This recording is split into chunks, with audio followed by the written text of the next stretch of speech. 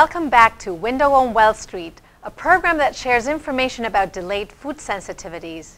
Sensitivities that may cause symptoms like headaches, chronic fatigue, ear infections, fibromyalgia, digestion problems such as IBS, and even ADD or ADHD, to mention a few. I'm Dr. Gabriela Cora, your host, and in today's program, we'll be taking viewer questions from patients who've invested in an immunobloodprint, a simple blood test that identifies foods which could be the cause of many symptoms. My guest today is Katie Sweetrock. Katie, welcome. It's a pleasure to be here. Let's go to the first question, please. Hi, this is Marie from Madison, Wisconsin. This question, it's regarding the food families. After I took my immunobloodprint, it seems like I tested positive for almonds and cherries. I've read where there's many foods that are in the same family regarding sensitivity. Can you educate me about foods that are in the same family? Any thoughts?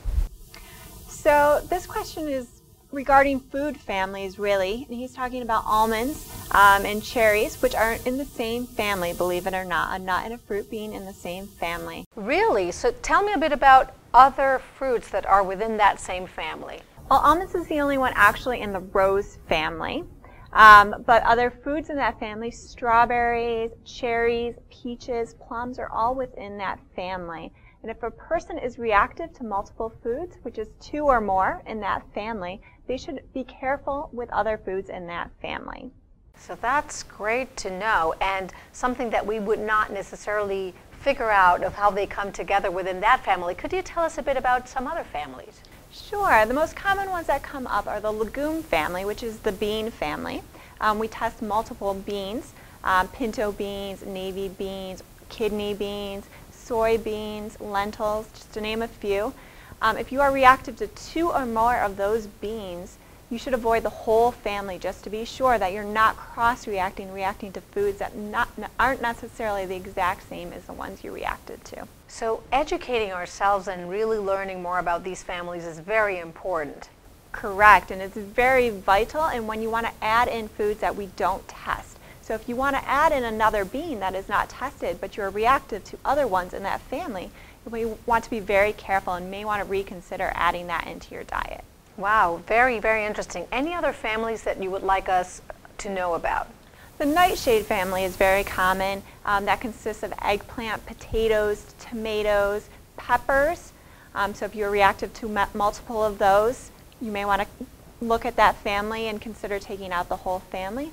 Another common one that comes up is the mustard family, which consists of mustard, of course, broccoli, cauliflower, cabbage, and then even other foods that we don't test, such as kale, bok choy.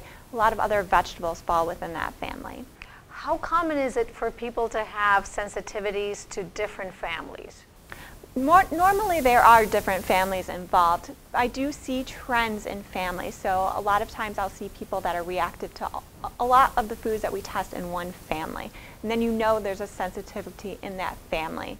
And it's really the protein structure, that the protein of the food is actually similar between these foods because they're in the same family, and the body can't recognize the difference between them.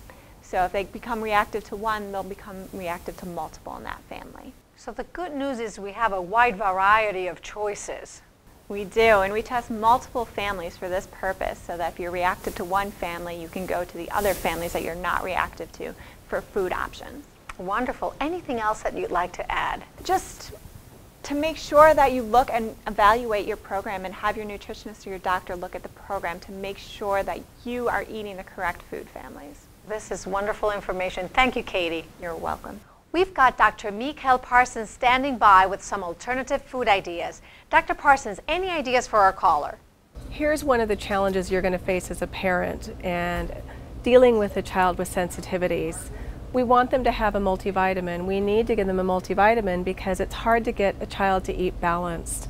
So we want to supplement their meal with a good multivitamin. But to get a kid to eat a multi, it's got to taste good, which means they need to sweeten it, and they often do that with fruit. So when you're looking for multivitamins, you want to make sure that you actually read the label, This is a favorite that I have in my office, and a lot of my pediatric patients love it. But for some with certain food sensitivities, this is not going to be a good alternative. So what I recommend you do is bring that list in and work with your healthcare provider in finding the perfect one that's going to meet the needs of your child. Thanks, Dr. Mikel Parsons, and to you, Katie Sweetrock. Thank you. It's a pleasure. We'll continue with Window on Wells Street after the break, but may I encourage those of you watching who may have a family member, a friend, or coworker experiencing similar health issues to forward the link below to them. And if you haven't had your immunobloodprint, please learn more and get yourself tested. Remember, there's a hidden link between what you eat and how you feel. I'm Dr. Gabriela Cora, and we'll be right back.